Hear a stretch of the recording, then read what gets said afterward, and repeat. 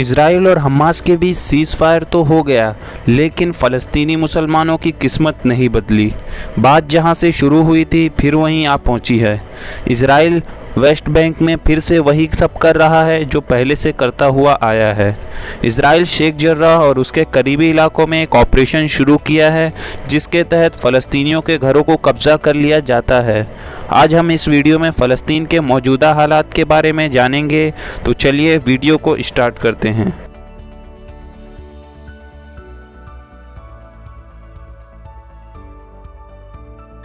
Seize fire के बाद Israel Gaza पर तो बमबारी रोक दिया है, लेकिन इजराइल जो काम पहले कर रहा था फिर से उसे शुरू कर दिया है। दरअसल मामला कुछ ऐसा है कि इजराइल शेख जर्राह के मरकज़ी रास्ते पर फ़ौज तैनात कर दिया है और इजरायली फ़ौज शेख जर्राह में फ़लस्तीनियों को घुसने नहीं दे रही है। अब शेख जर्राह में सिर्फ यहूदी जा सकते हैं और वहाँ पर रहने वाले यहूदियों ने इन मुसलमानों के घर को कब्ज़ा कर लिया है। इस पर फ़लस्तीनी मुसलमानों ने इजराइल के ख़िलाफ़ प्रोटेस्ट शुरू कर दिए, क्योंकि जाहिर है उनके पास लड़ने के लिए कोई हथियार मौजूद नहीं हैं। इन प्रोटेस्ट को दबाने के लिए इजराइल ने एक ऑपरेशन को तश्कील दिया है। इसके मुताबिक खुद इजरायली पुलिस ने बताया कि इनकी तरफ से ये अरेस्टिंग ऑपरेशन फ़लस्तीनियों के ख़िलाफ़ किया जा रहा है। इस ऑपरेशन में जो कोई इजराइल के ख़िलाफ़ प्रोटेस्ट करता है तो उसको इजरायली पुलिस अरेस्ट कर लेती है, फिर इसके पूरे घर वालों को अरेस्ट कर लिया जाता है और इनके घर को कब्ज़े में लेकर यहूदियों को दे दिया जाता है। पिछले कुछ दिनों में लगभग 1500 से ज़ायद फ़लस्तीनियों को अरेस्ट किया जा चुका है। इस ऑपरेशन से मुतालिक इजरायली पुलिस का कहना है कि आने वाले दिनों में इस ऑपरेशन में और भी तेज़ी लाई जाएगी।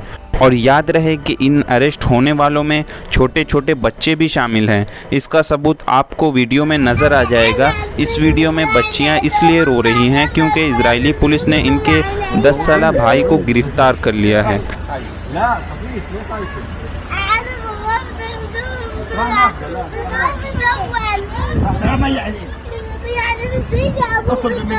इन सब के बीच आयरलैंड ने इजराइल का साथ छोड़ा। आयरलैंड की पार्लियामेंट ने इजराइल के खिलाफ कानून पास कर दिया है। इसी के साथ आयरलैंड ने इजरायली राजदूत को अपने मुल्क से निकालने की भी बात की है। इसके मुतालिक जल्द ही वहां पर वोटिंग भी होने वाली है। आपको बताता चलो कि आयरलैंड की पार्टियां चाहे वो अपोजिशन में हो या हुकूमत में, सभी इजराइल के ख़िलाफ़ हैं।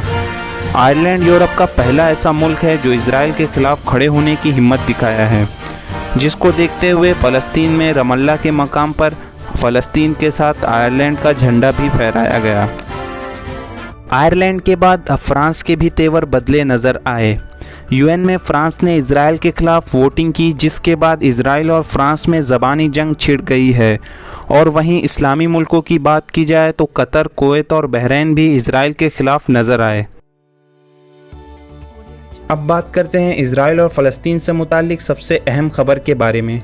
यूएन ने भी इजराइल का साथ छोड़ दिया और इतना ही नहीं, तारीख़ में पहली बार यूएन में इजराइल के ख़िलाफ़ वोटिंग में इजराइल की बुरी तरह हार हुई है। इस वोटिंग में 24 ममालिक इजराइल के ख़िलाफ़ वोटिंग की, जबकि 9 ममालिक ने इजराइल का साथ दिया।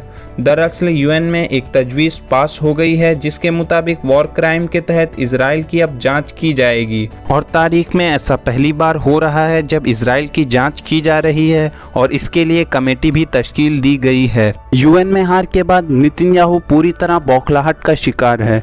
इजराइल की तरफ से अब यूएन पर सवाल उठाए जा रहे हैं। ट्विटर में एक पोस्ट के ज़रिए यूएन पर सवाल उठाते हुए ये पूछा जा रहा है कि उन्होंने अभी तक हमास के बारे में और आईएसआई के बारे में क्या किया है। नेतन्याहू की बौखलाहट की एक और वजह भी है और वो ये है कि इजराइल में उनकी हुकूमत बिल्कुल खतरे में है। इजराइल की आवाम उनके खिलाफ सड़कों पर आ चुकी है।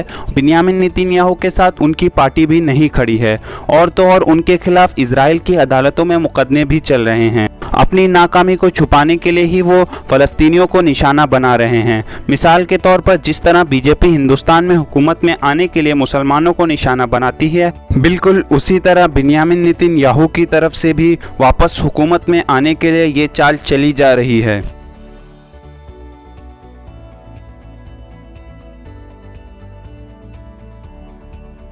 आज के लिए बस इतना ही। अगर वीडियो अच्छी लगे तो लाइक करें और सब्सक्राइब करना ना भूलें। अब दीजिए हमें इजाज़त और अपना ख्याल रखिए।